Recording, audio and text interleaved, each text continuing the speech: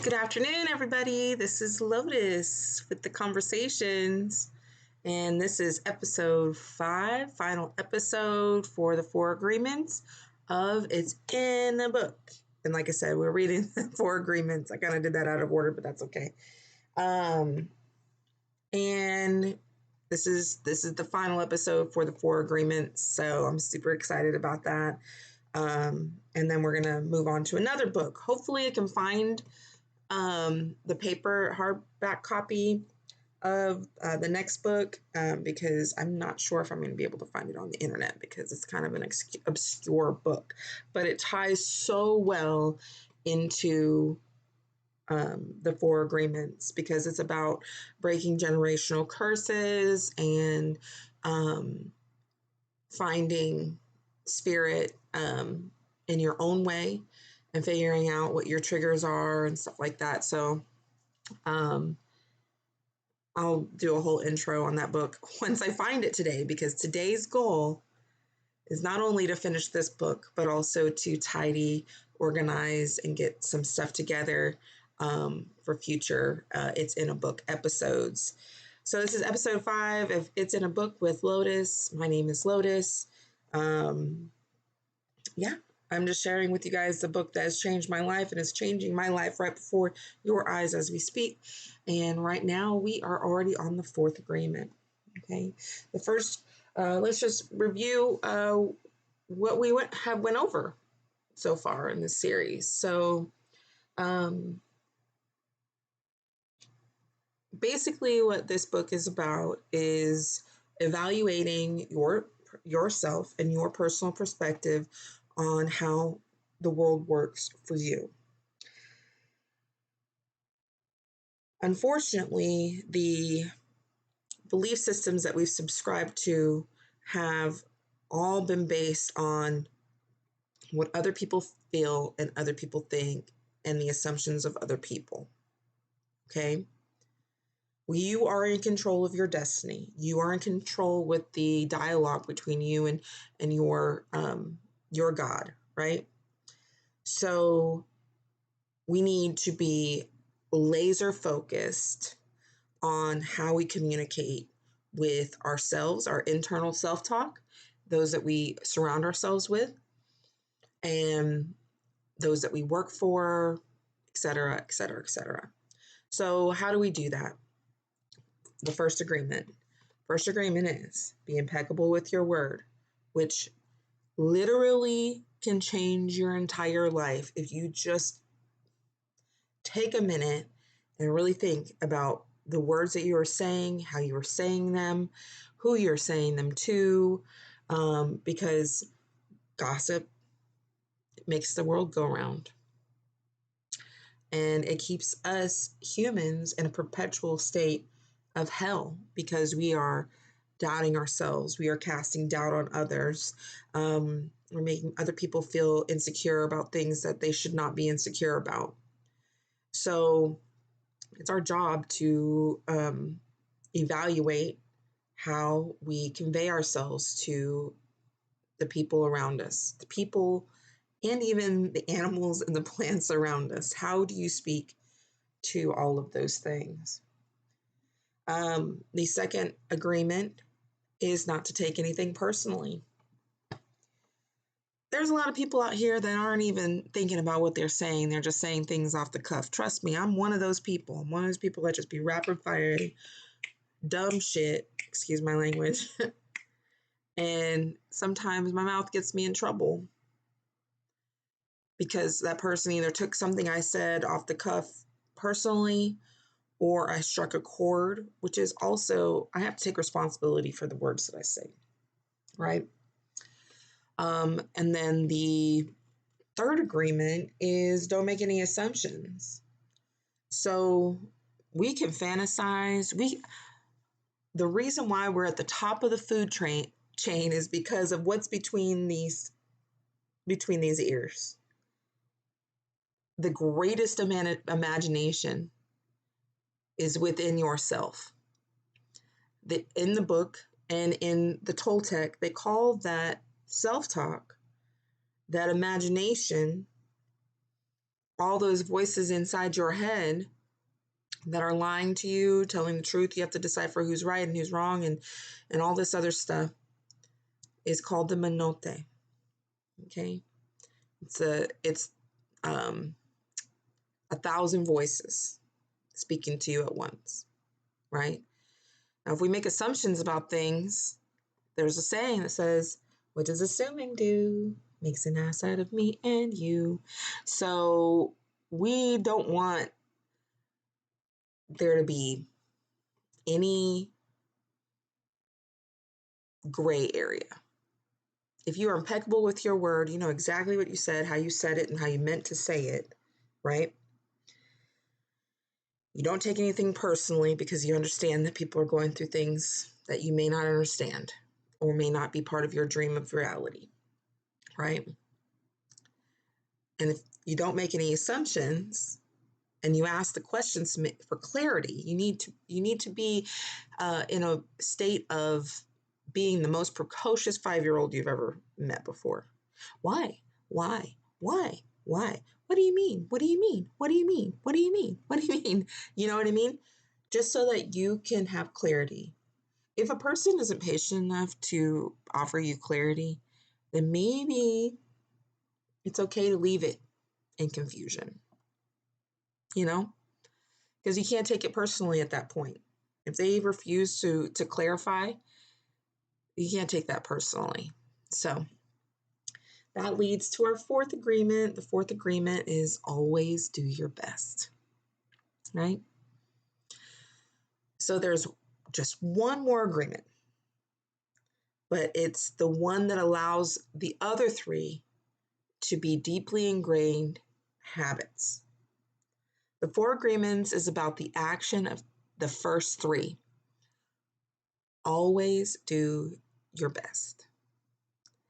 Under any circumstances, always do your best, no more and no less. But keep in mind that your best is never going to be the same from one moment to the next. Everything is alive and changing all the time. So your best will sometimes be high quality, and other times it will not be as good. When you wake up refreshed and energized in the morning, your best will be better than when you are tired at night. Your best will be different when you're healthy as opposed to sick, or sober as opposed to drunk. Your best will depend on whether you're feeling wonderful and happy or upset, angry, or jealous. In your everyday moods, your best can change from one moment to another, from 1 hour to the next, from one day to another.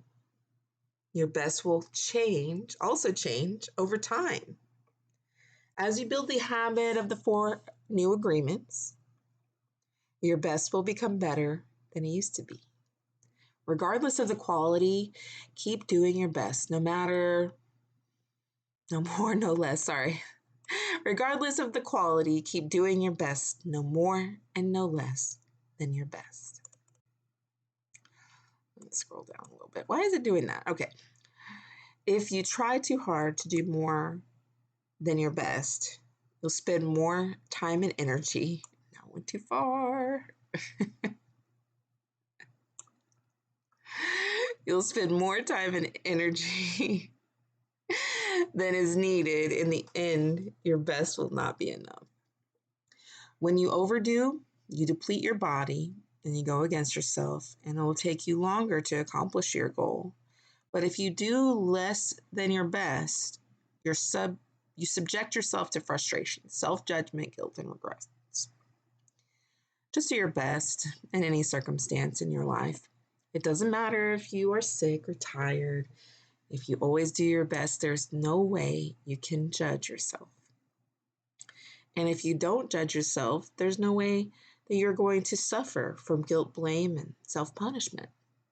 But always doing your best will break a big spell that you have been under. There's a man who wanted to transcend his suffering, so he went to a Buddhist temple to find a master to help him. He went to the master and asked, "Master, if I meditate 4 hours a day, how long will it take for me to transcend?" The master looked at him and said, "If you meditate 4 hours a day, perhaps you will transcend in 10 years. Thinking he could do better, the man said, "Oh, master, what if I meditated 8 hours a day? How long will it take for me to transcend?" The master looked at him and said, "If you meditate 8 hours a day, perhaps you will transcend in 20 years. "But why will it take me longer if I meditate more?" the man asked. The master replied, "You are not here to sacrifice your joy or your life. You are here to live, to be happy, and to love. If you can do your best in 2 hours of meditation, but you spend 8 hours instead, you'll only grow tired, miss the point, and you won't enjoy your life. Do your best, and perhaps you will learn that no matter how long you meditate, you can live, love, and be happy." Doing your best, you're going to live your life intensely. You're going to be productive. You're going to be good to yourself because you'll be giving yourself to your family, to your community, to everything. But it's the action that is going to make you feel intensely happy. When you always do your best, you take action. Doing your best is taking the action because you love it, not because you're expecting a reward. Most people do exactly the opposite. They only take action when they expect a reward, and they don't enjoy the action. And that's the reason why they don't do their best. For example, most people go to work every day just thinking of payday and the money they will get from the work they are doing. They can hardly wait for Friday or Saturday, whatever day they receive their money, and can take time off. They are working for the reward. And as a result, they resist work. They try to avoid the action, and it becomes more difficult, and they don't do their best. They work so hard all week long, suffering the work, suffering the action, not because they like to, but because they feel they have to. They have to work because they have to pay the rent, because they have to support their family. They have all the frustration, and when they do receive their money, they aren't happy. They have 2 days to rest and to do what they want to do. And what do? They try to escape. They get drunk because they don't like themselves. They don't like their life. There are many ways that we hurt ourselves when we don't like who we are. On the other hand, if you take action just for the sake of doing it without expecting a reward, you will find that you enjoy every action you do. Rewards will come, but you are not attached to the reward. You can even get more than you would have imagined for yourself without expecting a reward. If we like what we do, if we always do our best, then we are really enjoying life. We're having fun. We don't get bored. We don't have frustrations. When you do your best, you don't give the judge the opportunity to find you guilty or to blame you. If you have done your best and the judge tries to judge you according to your book of laws, you got the answer. I did my best. There are no regrets. That is why we always do our best. It is not an easy agreement to keep, but this agreement is really going to set you free. When you do your best, you learn to accept yourself, but you have to be aware and learn from your mistakes. Learning from your mistakes means you practice, you look honestly at the results, and keep practicing. This increases your awareness. Doing your best really doesn't feel like work because you enjoy whatever you are doing. You know you're doing your best when you're enjoying the action or doing it in a way that will not have any Let me reread that sentence. You know you're doing your best when you're enjoying the action or doing it in a way that will not have negative repercussions for you. I don't know why I couldn't say the word negative repercussions. Ugh, okay. You do your best because you want to do it, not because you have to do it, not because you're trying to please the judge, and not because you're trying to please other people. You take action because you have to, and there is no way you're going to do your best. Then it is better not to do it. No, you do your best because doing your best all the time makes you so happy. When you are doing your best just for the pleasure of doing it, you're taking action because you enjoy the action. Action is about living fully. Inaction is the way that we deny life. Inaction is sitting in front of the television every day for years because you're afraid to be alive and to take the risk of expressing what you are. Expressing what you are is taking action. You can have many great ideas in your head, but it makes the difference. What makes the difference is the action. Without action upon an idea, there will be no manifestation, no results, and no reward. Without action upon an idea, there will be no manifestation, no results, and no reward. A good example of this comes from the story about Forrest Gump. He didn't have great ideas, but he took action. He was happy because he always did his best at whatever he did. He was richly rewarded without expecting any reward at all. Taking action is being alive. It's taking the risk to go out and express your dream. This is different than imposing your dream on someone else because everyone has the right to express his or her dream. Doing your best is a great habit to have. I do my best in everything I do and feel. Doing my best has become a ritual in my life because I made the choice to make it a ritual. It's a belief like any other belief that I choose. I make everything a ritual, and I always do my best. Taking a shower is a ritual for me. And with that action, I tell my body how much I love it. I feel and enjoy the water on my body. I do my best to fulfill the needs of my body. I do my best to give to my body, and to receive what my body gives to me. In India, they perform a ritual called puja. Puja. It's a ritual. In this ritual, they take idols that represent God in many different forms and they bathe them, feed them, give them their love. They even chant mantras to these idols. The idol itself is not important.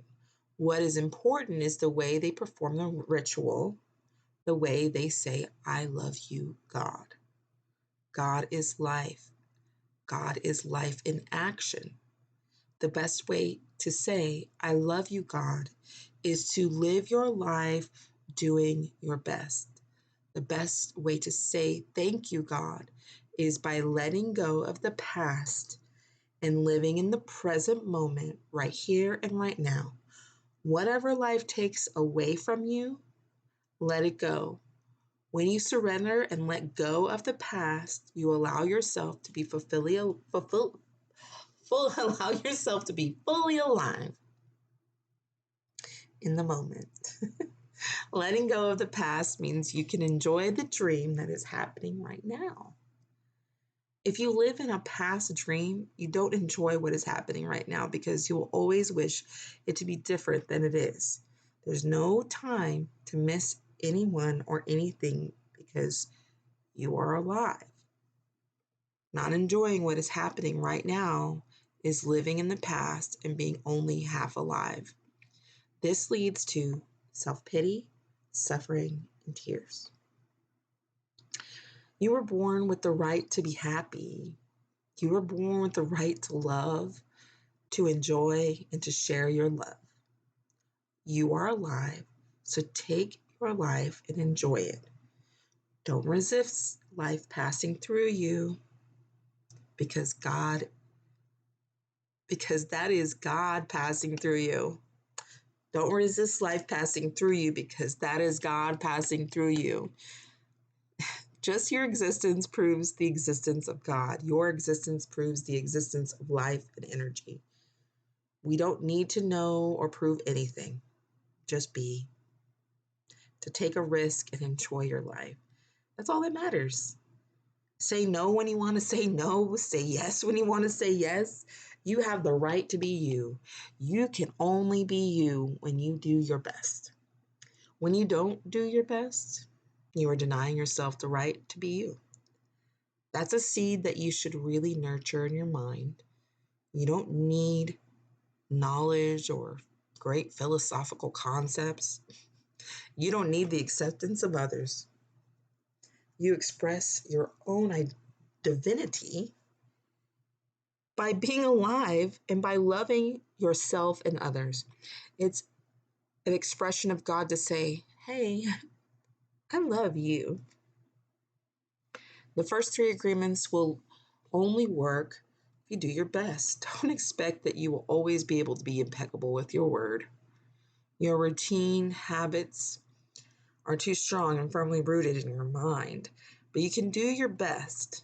Don't expect that you will never take anything personally. Just do your best.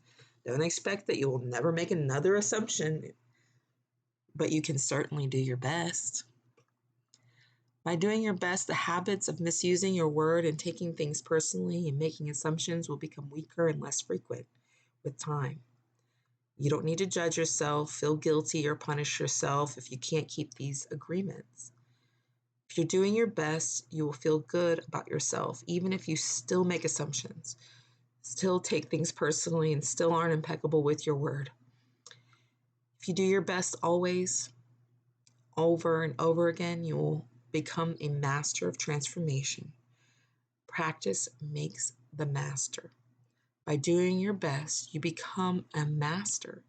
Everything you have ever learned, you learn through repetition. You learn to write, to drive, and even to walk by repetition. You are a master of speaking your language because you practiced it. Action is what makes the difference. If you do your best in search of personal freedom and the search for self-love, you will discover that it's just a matter of time before you find what you are looking for. It's not about daydreaming or sitting for hours dreaming in meditation. You have to stand up and be a human. You have to honor the man or woman that you are. Respect your body, enjoy your body, love your body, feed, clean, and heal your body. Exercise and do what makes you feel good. This is a ritual to your body, ceremony to your body. And that is a communication between you and God. You don't need to worship idols of the Virgin Mary, the Christ, or the Buddha. You can if you want to, and if it feels good, please do it. Your body is a manifestation of God, and if you honor your body, everything will change for you. When you practice giving love to every part of your body, you plant seeds of love in your mind, and when they grow, you will love, honor, and respect your body immensely. Every action becomes a ritual in which you are honoring God. After that, the next step is honoring God with every thought, every emotion, every belief, even what is right or wrong. Every thought becomes a communion with God, and you will live a dream without judgments, victimization, and free of the need to gossip and abuse yourself. When you honor these 4 agreements together, there's no way you'll live in hell. There's no way. If you're impeccable with your word, you don't take anything personally, if you don't make assumptions, if you always do your best, then you will have a beautiful life. You're going to control your life 100%. The four agreements are a summary of the mastery of transformation, one of the masteries of the Toltec. You transform hell into heaven. The dream of the planet is transformed into your personal dream of heaven. The knowledge is there. It's just waiting for you to use it. The four agreements are there. You just need to adopt these agreements and respect their meaning and power. Just do your best to honor these agreements. You can make this agreement today. I choose to honor the four agreements. It's so simple and logical that even a child can understand them. But you must have a very strong will to keep these agreements. Why? Because wherever you go, we find our path is full of obstacles. Everyone tries to sabotage our commitment to these new agreements, and everything around us is set up for us to break them. The problem is all the other agreements that are a part of the dream of the planet. They are alive and they are very strong. That's why you need to be a great hunter, a great warrior who can defend these four agreements with your life. Your happiness, your freedom, your entire way of living depends on it. The warrior's goal is to transcend this world, to escape from this hell and never come back. As the Toltecs teach us, the reward is to transcend the human experience of suffering, to become the embodiment of God. That is the reward.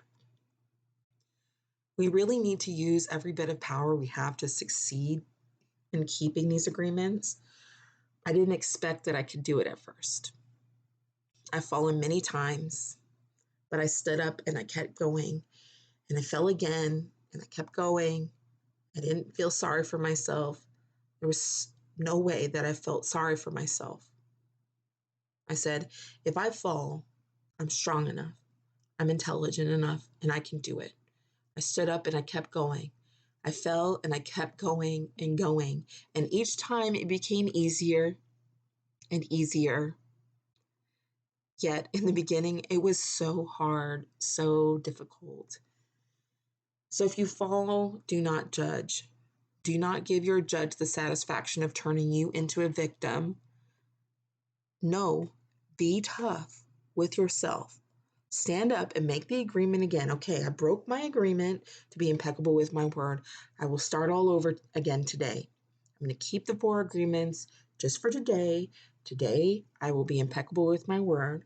I will not take anything personally. I will not make assumptions, and I'm going to do my best. If you break an agreement, begin again tomorrow and again the next day. It will be difficult at first, but each day will become easier and easier until someday you will discover that you are ruling your life with these four agreements. And you will be surprised at the way your life has been transformed. You don't need to be religious or go to church every day. Your love and self-respect are growing and growing. You can do it. If I did it, you can also do it. Do not be concerned about the future and keep your attention on today and stay in the present moment. Just live one day at a time. Always do your best to keep these agreements, and soon it will be easy for you. Today is the beginning of a new dream.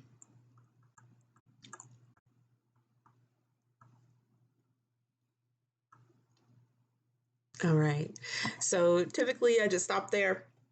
We're going to keep moving on to the sixth chapter, which is going to go over breaking old agreements. Okay.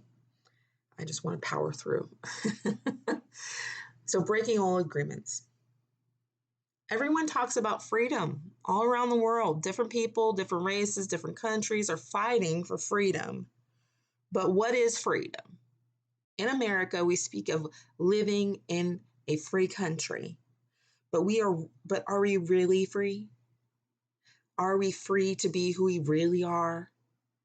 The answer is no. We are not free. True freedom has to do with the human spirit. It is the freedom to be who we really are. Who stops us from being free?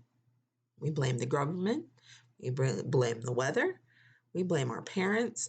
We blame religion. We blame God. Who really stops us from being free?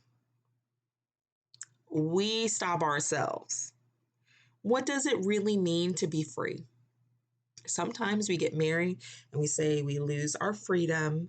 Then we get divorced and we still aren't free. What stops us? Why can't we be ourselves?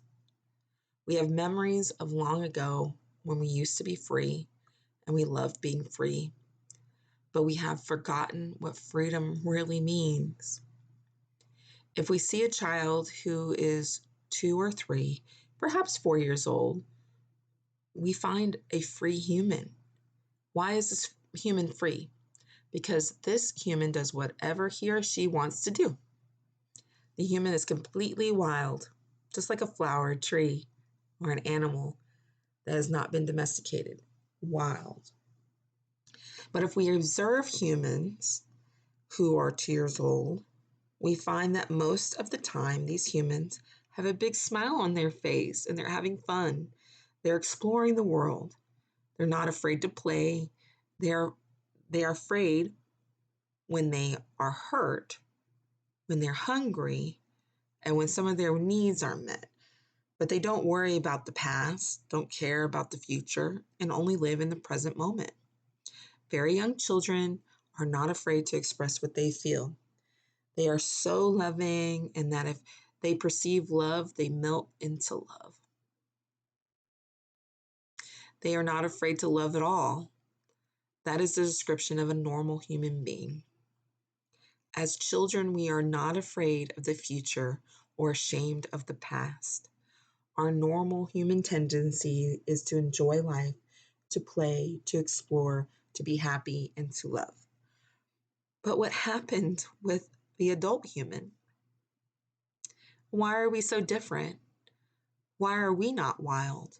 From the point of view of the victim, we can say that something sad happened to us. And from the point of view of the warrior, we can say that something happened, that what happened to us is normal.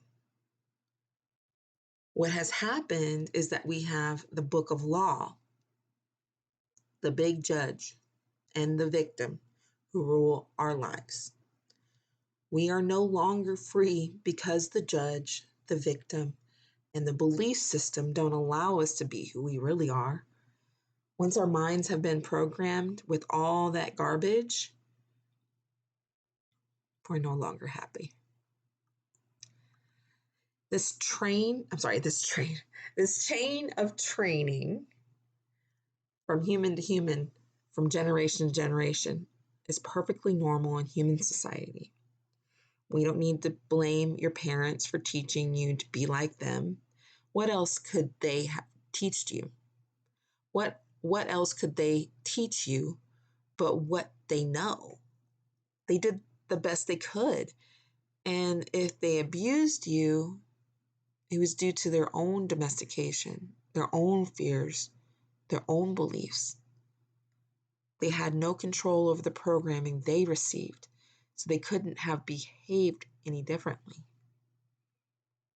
There's no need to blame your parents or anyone who abused you in your life, including yourself. But it is time to stop the abuse. It is time to free yourself from the tyranny of the judge by changing the foundation of your own agreements. It's time to be free from the role of the victim. The real you is still a little child who never grew up. Sometimes that little child comes out when you're having fun or playing, when you feel happy, when you're painting or writing poetry or playing the piano or expressing yourself in some way. These are the happiest moments of your life. When the real you comes out, when you don't care about the past and you don't worry about the future. You're childlike. But there is something that changes all that. We call them responsibilities. The judge says, wait a second, you are responsible. You have things to do. You have to work. You have to go to school. You have to earn a living. All these responsibilities come to mind. Your face changes, becomes serious again. If you watch children when they are playing adults, you'll see their faces change. Let's pretend I'm a lawyer. And then right away, the faces change and the adult face takes over. We go to court, and that is the face we see, and that is what we are. We are still children, but we have lost our freedom. The freedom we are looking for is the freedom to be ourselves, to express ourselves. But if we look at our lives, we will see that most of the time we do things just to please others, just to be accepted by others, rather than living our lives to please ourselves. That is what has happened to our freedom. And we see in our society, and all the societies around the world, that every 1,000 people, 999 are completely domesticated. The worst part is that most of us are not even aware that we're not free. This is something inside that whispers to us that we are not free, but we do not understand what it is and why we are not free. The problem with most people is that they live their lives and never discover that the judge and the victim rule their mind. Therefore, they don't have a chance to be free. The first step towards personal freedom is awareness. We need to be aware that we are not free in order to be free. We need to be aware of what the problem is in order to solve the problem. Awareness is always the first step, because if you are not aware, there's nothing you can change. If you are not aware that your mind is full of wounds and emotional poison, you cannot begin to clean and heal wounds, and you will continue to suffer. Sorry. There's no reason to suffer. With awareness, you can rebel and say, this is enough. You can look for a way to heal and transform your personal dream. The dream of the planet is just a dream. It's not even real. If you go into the dream and start challenging your beliefs, you will find that most of the beliefs that guided you into the wounded mind aren't even true. Sorry, let me read that again. If you go into the dream and start challenging your beliefs, you will find that most of the beliefs that guided you into the wounded mind are not even true. You will find that you suffered all these years of drama for nothing. Why? Because the belief system that was put inside your mind is based on lies. I was going to say biased to lies, but based on lies. That is why it is important for you to master your own dream. That is why the Toltecs became dream masters. Your life is a manifestation of your dream. It is an art. You can change your life anytime if you aren't enjoying the dream. Dream masters create a masterpiece of life. They control the dream by making choices. Everything has consequences, and a dream master is aware of the consequences. To be Toltec is a way of life. This way of life, where there's no leaders and no followers, where you have your own truth and live your own truth, a Toltec becomes wise becomes wild. A Toltec becomes wise, becomes wild, and becomes free again. There are 3 masteries that lead people to become Toltecs. First is the mastery of awareness. This is to be aware of who we really are with all the possibilities. The second is the mastery of transformation, how to change, how to be free of domestication. The third is the mastery of intent. Intent, from the Toltec point of view, is that part of life that makes transformation of energy possible. is a one living being that seamlessly encompasses all energy, or what we call God. Intent is life itself. It is unconditional love. The mastery of intent is therefore the mastery of love.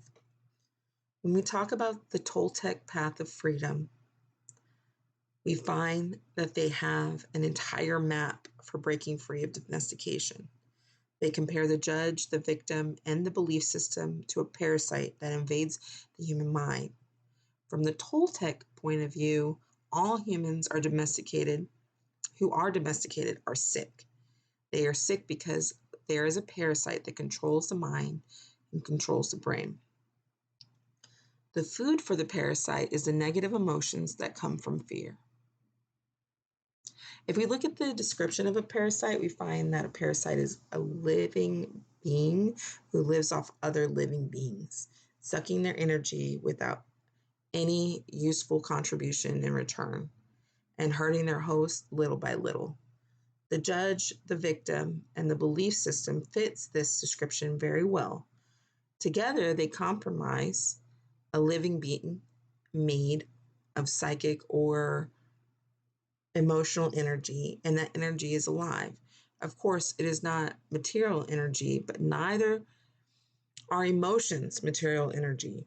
Our dreams are not material energy either, but we know they exist. One function of the brain is to transform material energy into emotional energy. Our brain is the factory of the emotions. And we have said that the main function of the brain is to dream.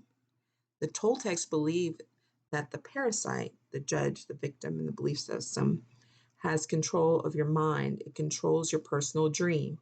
The parasite dreams through your mind and lives its life through your body.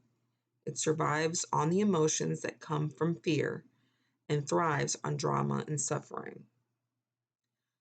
The freedom we seek is to use your own mind and body to live our own life instead of the life of the belief system.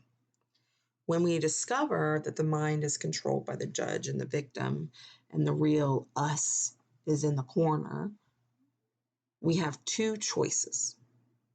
One choice is to keep living the way we are, to surrender to the judge and the victim, to keep living the dream of the planet. The second choice is to do what we do as children when parents try to domesticate us. We can rebel and say no. We can declare a war against the parasite, a war against the judge and the victim, a war for our independence, a war for the right to use our own mind and our own brain. That is why all the shamanic traditions in America, from Canada to Argentina, people call themselves warriors because they are in a war against the parasite in the mind. That is the real meaning of a warrior. The warrior is one who rebels against the invasion of the parasite. The warrior rebels and declares a war. But to be a warrior doesn't mean we'll always win the war. We may win and we may lose, but we always do our best, and at least we have a chance to be free again. Choosing this path gives us, at the very least, the dignity of rebellion and ensures that we will not be the helpless victim of our own whimsical emotions or the poisonous emotions of others. Even if we succumb to the enemy, the parasite, we will not be among those victims who would not fight back. At best, being a warrior gives us an opportunity to transcend the dream of the planet and to change our personal dream to a dream that we call heaven. Just like hell, heaven is a place that exists within our mind. It is a place of joy. It's a place where we are happy, where we are free to love and to be who we really are. We can reach heaven while we are alive. We don't have to wait until we die. God is always present and the kingdom of heaven is everywhere. But first, we need to have the eyes and ears to see and hear that truth. We need to be free of the parasite. The parasite can be compared to a monster with 1,000 heads. Every head of the parasite is one of the fears that we have. If we want to be free, we have to destroy the parasite. Our solution is to attack the parasite head by head, which means we face each of our fears one by one. This is a slow process, but it works. Every time we face one of our fears, we're a little more free. Second approach is to stop feeding the parasite. If we don't give the parasite any food, we kill the parasite by starvation. To do this, we have to gain control of our emotions. We have to refrain from refueling the emotions that come from fear. This is easy to say, but it's very difficult to do. It's difficult because the judge and victim control our mind. And the third solution is called the initiation of the dead. The initiation of the dead is found in many traditions and esoteric schools around the world.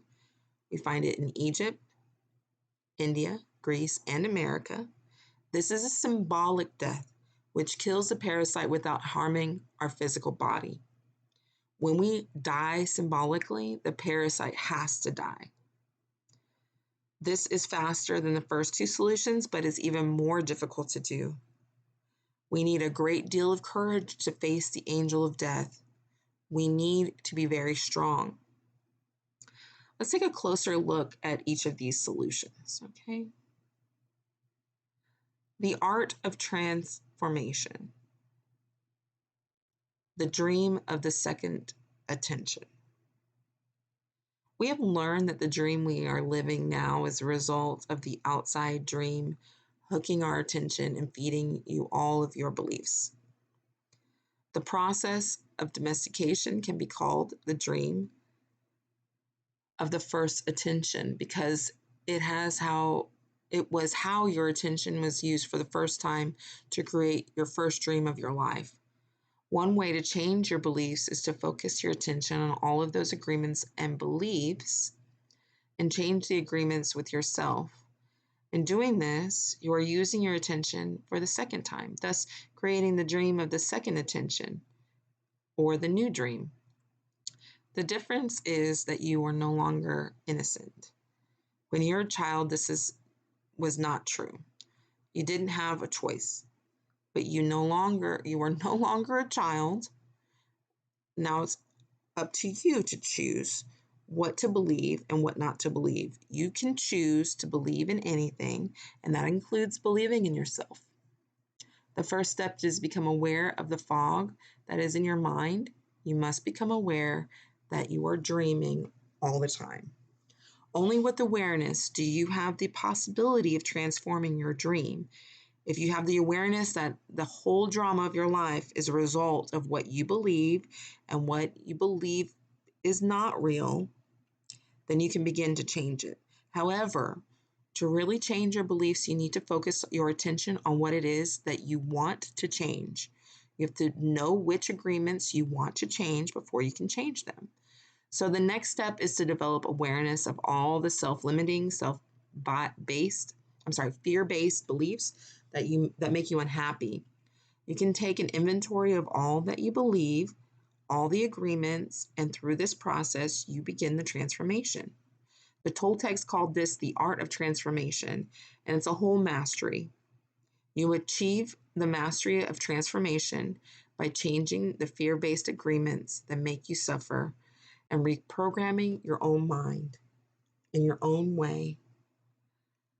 One of the ways to do this is to explore and adopt alternative beliefs, which is such as the Four Agreements. The decision to adopt the Four Agreements is a declaration of war to regain your freedom from the parasite.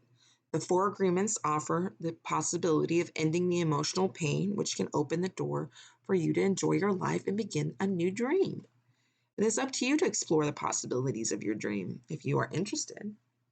The Four Agreements are created to assist you in the art of transformation, to help you break the limiting agreements, gain more personal power, and become stronger. The stronger you get, the more agreements you can break until the moment comes when you make it to the core of all these agreements. Getting to the core of those agreements is what I call going into the desert. When you go into the desert, you meet your demons face to face, and after coming out of the desert, all those demons become angels. Practicing the 4 new agreements is a big act of power. Breaking the spell of black magic in your mind requires great personal power. Every time you break an agreement, you gain extra power. You start by breaking agreements that are very small and require less power. And as those smaller agreements are broken, your personal power will increase until you reach a point where you can finally face the big demons in your mind. For example, the little girl who was told not to sing is now 20 years old, and she still doesn't sing. One way she can overcome that belief that her voice is ugly is to say, okay, I will try to sing even if I do sing badly. Then she can pretend that someone is clapping, telling her, oh, that was beautiful. This may break the agreement a teeny tiny bit, but it's still there. However, now she has a little power and a little courage to try again and again until finally she breaks the agreement. That's one way out of the dream of hell. But for every agreement you break that makes you suffer, you will need to replace it with a new agreement that makes you happy. This will keep the old agreement from coming back. If you occupy the same space with the new agreement, the old agreement is gone forever and it is in place of the new agreement. Oh, and in its place, the new agreement. There are many strong beliefs in the mind that can make this process look hopeless. This is why you need to go step by step and be patient with yourself, because this is a slow process. The way you are living now is a result of many years of domestication. You cannot expect to break the domestication in one day. Breaking your agreements is very difficult because we put the power of the word, which is the power of our will, into every agreement that we made. We need the same amount of power to change the agreement. We cannot change an agreement with less power than we used to make the agreement. And almost all our personal power is invested in keeping the agreements we have with ourselves. That's because our agreements are actually like a strong addiction. We are addicted to being the way we are. We are addicted to anger, jealousy, and self-pity. We are addicted to the beliefs that tell us I'm not good enough, I'm not intelligent enough. Why even try? Other people will do it because they're better than me. All the old agreements which rule our dream of life is a result of repeating them over and over again. Therefore, to adopt the 4 agreements, we need to put repetition in action. Practicing new agreements in your life is how your best becomes better. Repetition makes the master. Discipline of the warrior. Controlling your own behavior. Imagine you wake up early one morning, overflowing with enthusiasm for the day. You feel good, you are happy, plenty of energy to face the day. Then at breakfast, you have a big fight with your spouse. And flood of emotions comes out. You get mad, and in the emotion of anger, you spend a lot of personal power. After the fight, you feel drained, and you just want to go and cry. In fact, you feel so tired that you go to your room, collapse, and try to recover. You spend the day wrapped up in your emotions. You have no energy to keep going, and you just want to walk away from everything. Every day we wake with a certain amount of mental, emotional, and physical energy that we spend throughout the day. If we allow our emotions to deplete our energy, we have no energy to change our lives or to give to others. The way you see the world will depend upon the emotions you are feeling. When you are hungry, everything around you is wrong. Nothing is right. When you're angry. When you are angry, everything around you is wrong. Nothing is right. You blame everything, including the weather, whether it's raining or the sun is shining. Nothing pleases you. When you're sad, everything around you is sad and makes you cry. You see the trees and you feel sad. You see the rain and everything looks so sad. Perhaps you feel vulnerable and have a need to protect yourself because you don't know in what moment someone will attack you. You do not trust anything or anyone around you. This is because you see the world through the eyes of fear. Imagine the human mind is the same as your skin, right? You can touch healthy skin and it feels wonderful. Your skin is made for perception and the sensation of touch is wonderful. Now imagine you have an injury and the skin gets cut and infected. If you touch the infected skin, it's going to hurt. So you try to cover and protect that skin. You will not enjoy being touched because it hurts. Now imagine that all humans have this skin disease. Nobody can touch each other because it's going to hurt. Everyone has wounds on their skin, so the infection is seen as normal. The pain is also considered normal. We believe we are supposed to be that way. Can you imagine how we would behave with each other if all humans in the world had this skin disease? Of course, we would hardly ever hug each other because it would be too painful. So we would need to create a lot of distance between us. The human mind is exactly like the description of infected skin. Every human has an emotional body completely covered with infected wounds. Each wound is infected with emotional poison, the poison of all the emotions that makes us suffer, such as hate, anger, envy, and sadness. An action of injustice opens a wound in the mind and we react with emotional poison because of the concepts and beliefs we have about injustice and what is fair. The mind is so wounded and full of poison by the process of domestication that everyone describes the wounded mind as normal. This is considered normal. But I can tell you it is not normal. We are a dysfunctional dream of the planet, and humans are mentally sick with the disease called fear. The symptoms of the disease are all the emotions that make humans suffer: anger, hate, sadness, envy, and betrayal. Even the fear, when the fear is too great and the reasoning mind begins to fail, and we call this mental illness.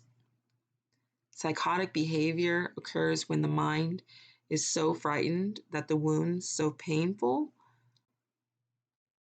it seems better to break contact with the outside world. If we can see our state of mind as a disease, we find there is a cure. We don't have to suffer any longer. First, we need the truth to open the emotional wounds, take the poison out, heal the wounds completely. How do we do this?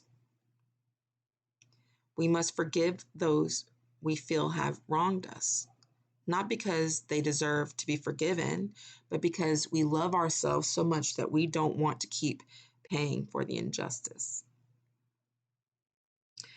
Forgiveness is the only way to heal. You can choose to forgive because we feel compassion for ourselves. We can let go of the resentment and declare, that's enough. I will no longer be the judge that goes against myself. I will no longer beat myself up and abuse myself. I will no longer be the victim. First, we need to forgive our parents, our brothers, our sisters, our friends, and God. Once we forgive God, we can finally forgive ourselves. Once you forgive yourself and the self-rejection in your mind is over, self-acceptance begins, and the self-love will grow so strong that you will finally accept yourself just the way you are. That's the beginning of the free human. Forgiveness is the key. You will know you have forgiven someone when you see them and you no longer have an emotional reaction. You will hear the name of the person and you will have no emotional reaction. When someone can touch what used to be a wound and it no longer hurts you, then you know you have truly forgiven. The truth is like a scalpel. The truth is painful because it opens up all the wounds which are covered by lies so that we can be healed. These lies are what we call the denial system. It's a good thing we have the denial system because it allows us to cover our wounds and still function. But once we no longer have any wounds or any poison, we don't need to lie anymore. We don't need the denial system because a healthy mind, like healthy skin, can be touched without hurting. It's pleasurable for the mind to be touched when it is clean. The problem with most people is that they lose control of their emotions. It's the emotions that control the behavior of the human, not the human who controls the emotions. When we lose control, we say things that we don't want to say and do things we don't want to do. That's why it is so important to be impeccable with your word and to become a spiritual warrior. We must learn to control the emotions so that we can have enough personal power to change our fear-based agreements, escape from hell, and create our own personal heaven. How are we to become a warrior? There are certain characteristics of the warrior that are nearly the same around the world. The warrior has awareness. That's very important. We are aware that we are at war, and the war in our minds requires discipline, not the discipline of a soldier, but the discipline of a warrior, not the discipline from the outside to tell us what to do and what not to do, but the discipline to be ourselves no matter what. The warrior has control, not control over another human, but control over one's own emotions, control over one's own self. It is when we control that we repress the emotions, not when we are in control. It is when we lose control that we repress. It is when we lose control that we repress the emotions and not when we are in control. The big difference between a warrior and a victim is that the victim represses and the warrior refrains. Victims repress because they are afraid to show the emotions, afraid to show what they want to say. To refrain is not the same thing as repression. To refrain is to hold the emotions and to express them in the right moment, not before, not later. That is why warriors are impeccable. They have complete control over their own emotions and therefore over their own behavior. The initiation of the dead, embracing the angel of death. The final way to attain personal freedom is to prepare ourselves for the initiation of the dead, to take death itself as our teacher. What the angel of death can teach us is how to truly alive, how to truly be alive.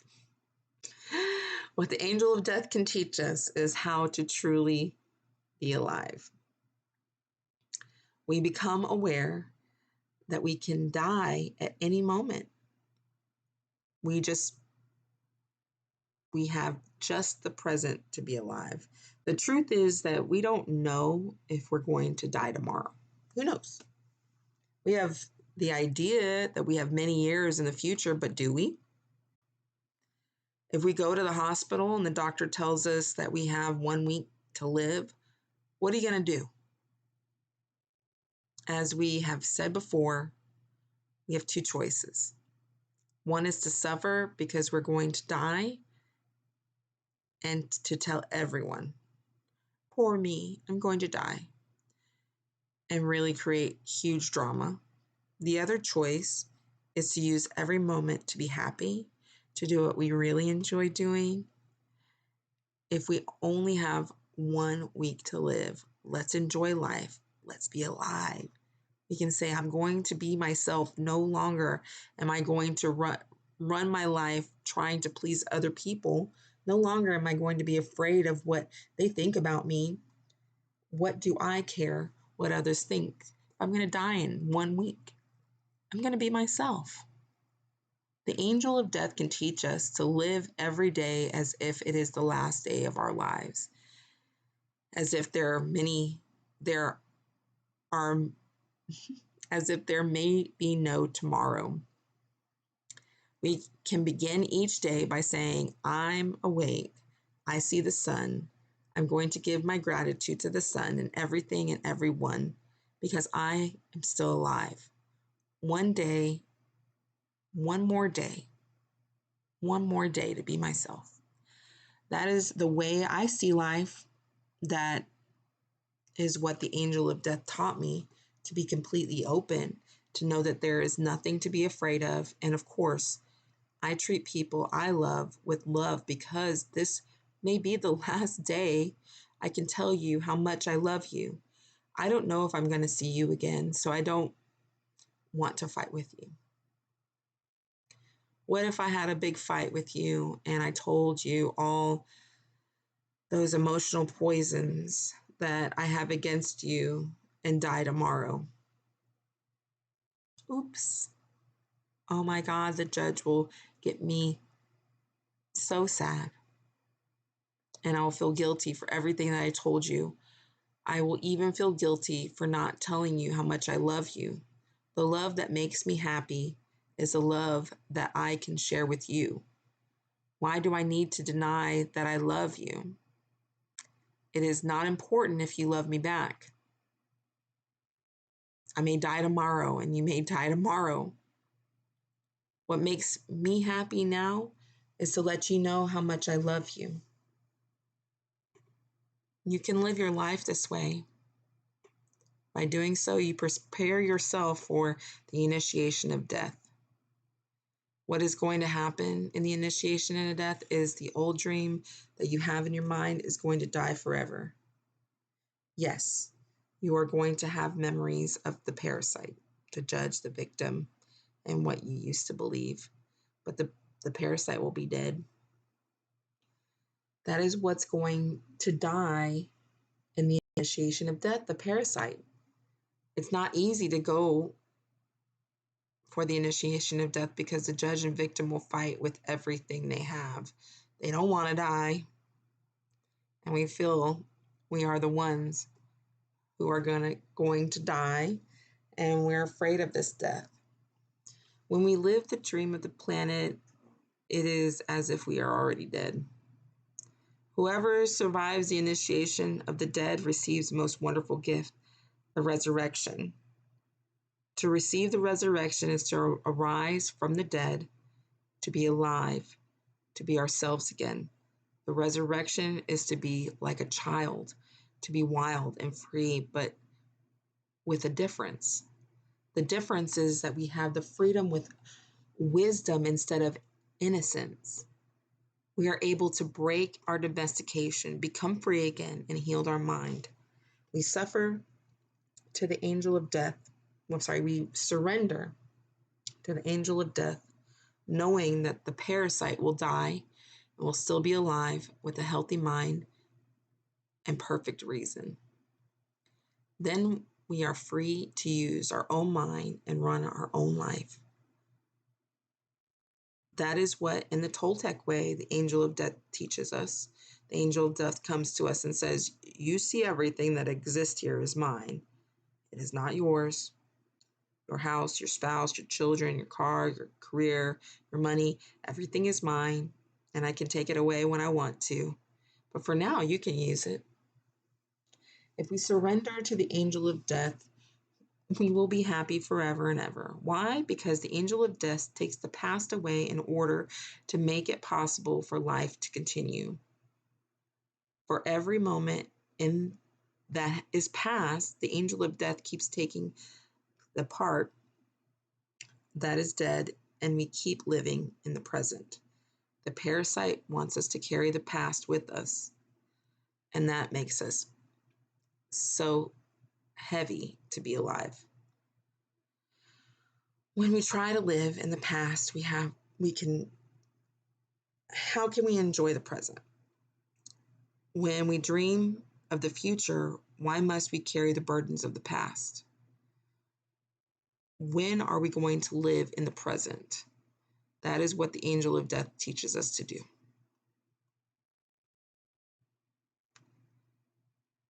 The new dream.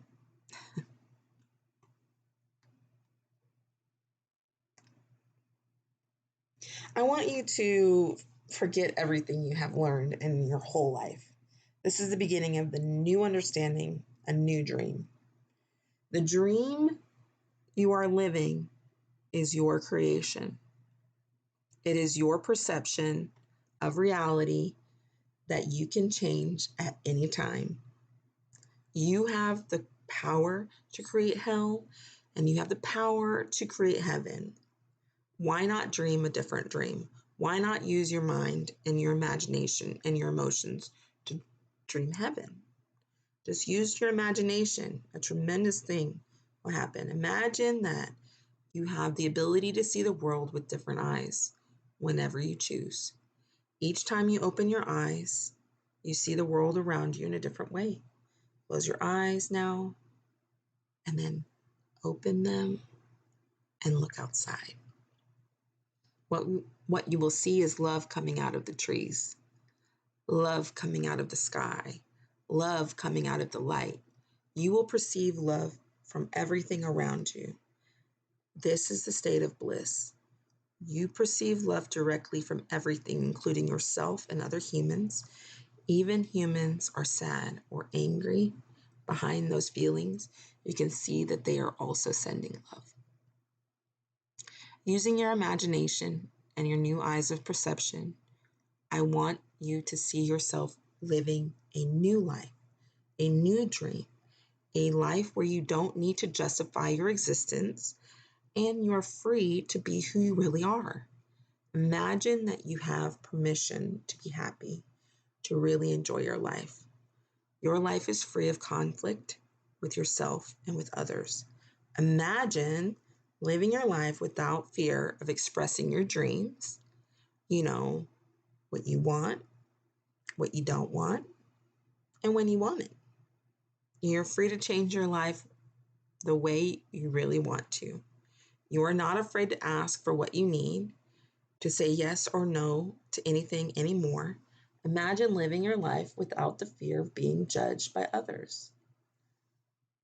You no longer rule your behavior according to what others think about you. You no longer are responsible for anyone's opinion.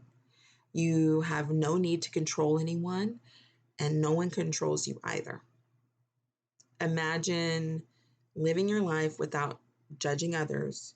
You can easily forgive others and let go of any judgments that you have. You don't have the need to be right, and you don't need to make anyone else wrong. You respect yourself and everyone else, and they respect you in return. Imagine living without the fear of loving and not being loved. You are no longer afraid to be rejected, and you don't have the need to be accepted. You can say, I love you with no shame and justification. You can walk in the world with your heart completely open and can be afraid to be hurt. Imagine living your life without being afraid to take risk and to explore life. You are not afraid to lose anything. You are not afraid to be alive in the world, and you are not afraid to die. Imagine that you love yourself just the way you are. You love your body just the way it is, and you love your emotions just the way they are. You know that you are perfect just as you are.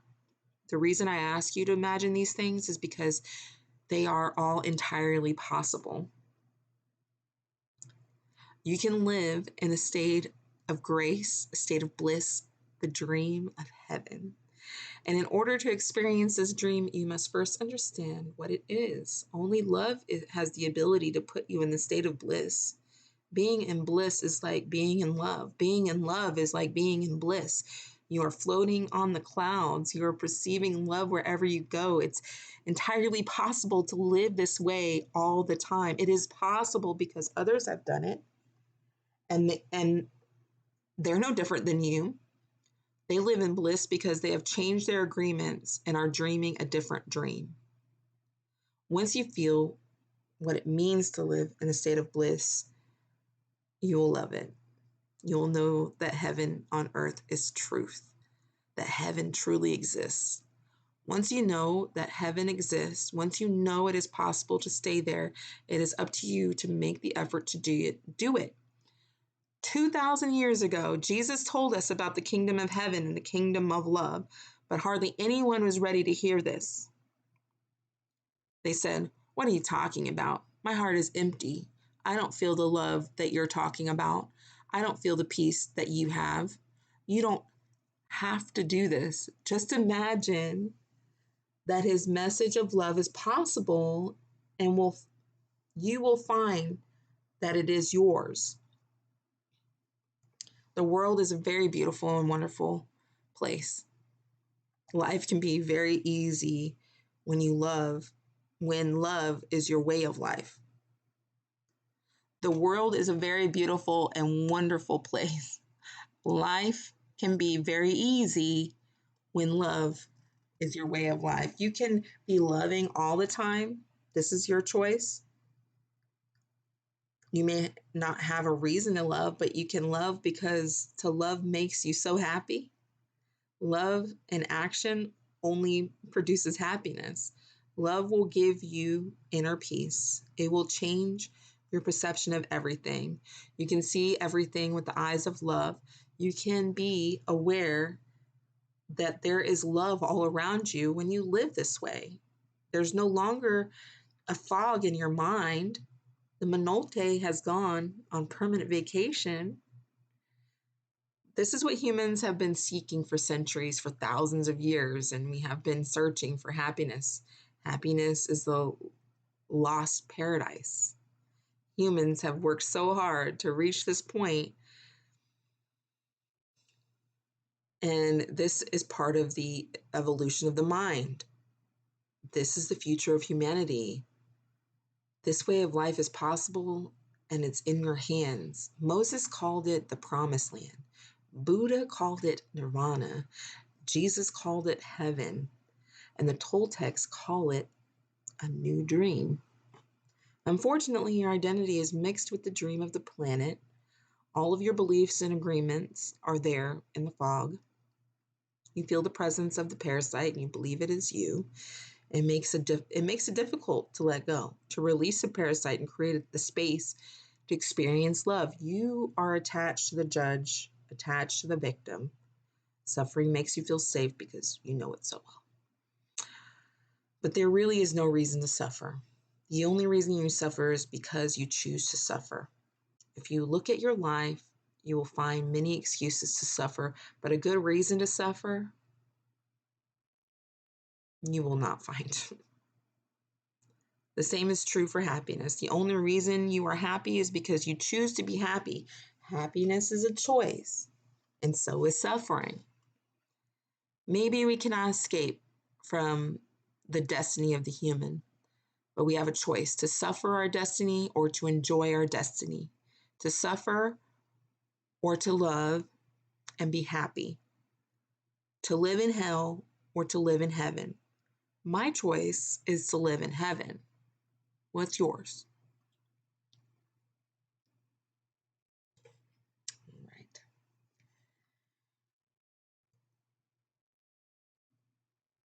I'm going to stop there. There's about 4 more pages left, but these are prayers, okay? And I actually will probably do these separately so that you guys can listen to them individually and do like individual like reels, so that you can play them on repeat. kind of like mantras or, you know, stuff like that. I appreciate you taking the time to go through this book with me.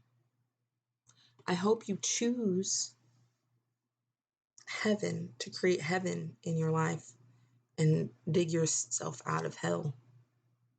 You might have to slay that dragon, that 1,000-head parasite. You might have to do that. Some people's journey to heaven is going to be a little harder because they've been living in hell for so long. And sometimes that child inside has some coping mechanisms that he or she doesn't want to let go of.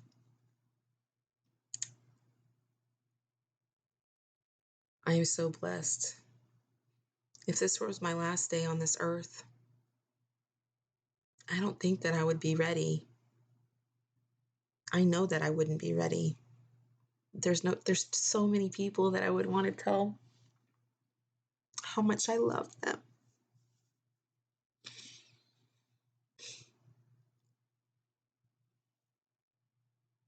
But none of that matters if I don't love myself.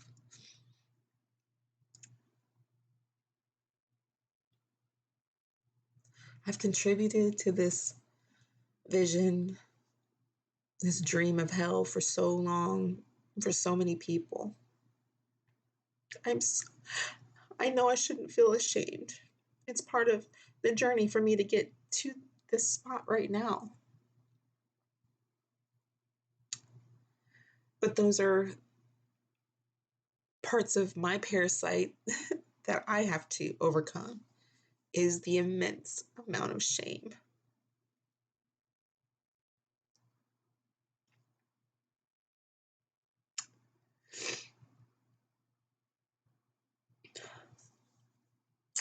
Anyway, the immense amount of shame that I have to overcome starts with me forgiving myself. Because no matter what I do, what is done is done.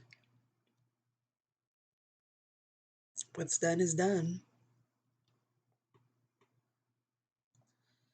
And I can apologize and I can apologize and I can apologize. But what I can do is show you how human I am. Superhuman. Superhuman. It's compound words.